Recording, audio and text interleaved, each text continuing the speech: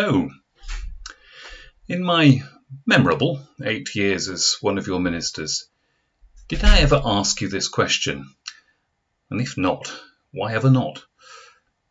The question, which is biblical, is this: what instruction comes up most often in the Bible? What's the one thing people are told to do or not to do more often than anything else? Is it to love God or to love each other? They may be the greatest commandments, but they're not the most often repeated. Or is it to do with money or sacrifices? Again, no. So let me tell you. The most often repeated command in the Bible is, do not be afraid. Or, if you prefer the old translation, fear not. What did Gabriel say to Mary? Do not be afraid, Mary. What were the first words of the angel to the shepherds? Do not be afraid. After Jesus' death, what were the first words the angel said to the women at the tomb? Do not be afraid. How did Jesus, newly risen, greet the startled women? Greetings, do not be afraid. Over and over, individuals and groups are told not to be afraid. Why do those words come up so often? Surely because we keep being afraid. The unfamiliar instills fear in us all. Jill and I are both delighted that she's recently secured a part-time job, but there is still the anxiety of getting it right among a whole new set of colleagues.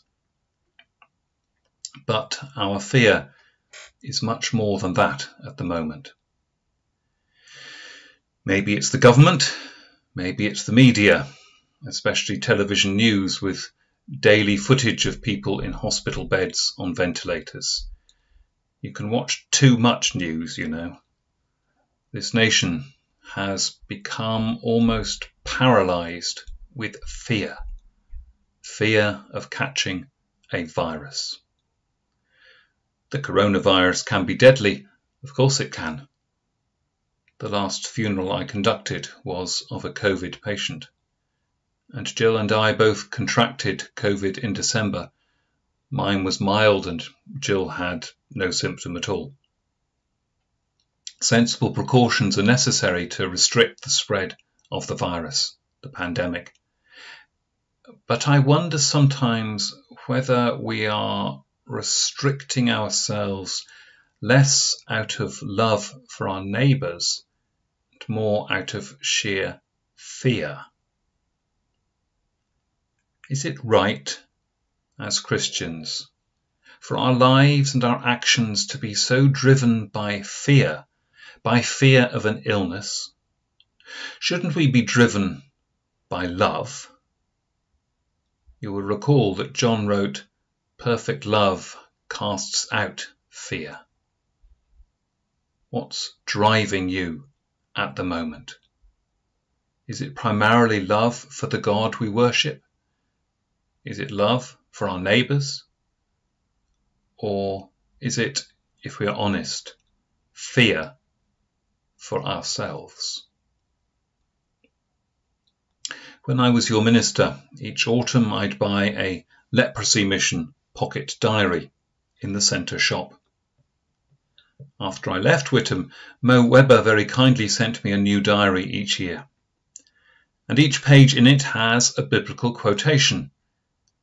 Let me end with the one from last week, from Isaiah chapter 41, verse 10.